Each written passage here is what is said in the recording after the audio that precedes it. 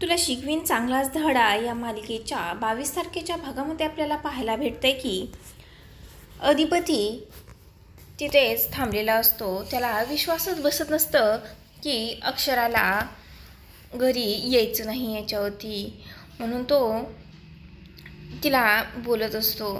तर इरा म्हणत असते की अहो खरंच नाही आहे तिला यायचं, आणि आत्ता तर तो मदन आलाय, तिला तिचा बेस्ट फ्रेंड मिळाला आहे बोलायला, आणि मग काय येईल ती.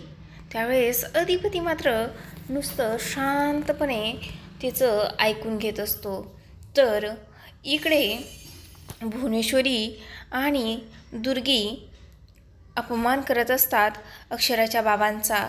त्यावेळेस अक्षराचे बाबा बोलतात आणि दुर्गीला खूपच राग आलेला असतो. दुर्गी म्हणते की धमकी देतोस आम्हाला, असं म्हणते आणि रागाने त्यांना ढकलते.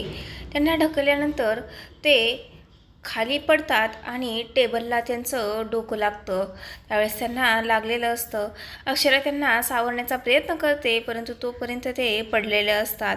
त्यानंतर भुवनेश्वरी उठून पाहते आणि त्यांना काहीच समजत नाही की त्यांना खूप लागलेलं असतं, असं आपल्याला पाहायला भेटत आहे. तर आता हे सगळं प्रकरण कसं पुढे जातं हे येणाऱ्या भागामध्ये आपल्याला पाहायला भेटेलच. असेच अपडेट्स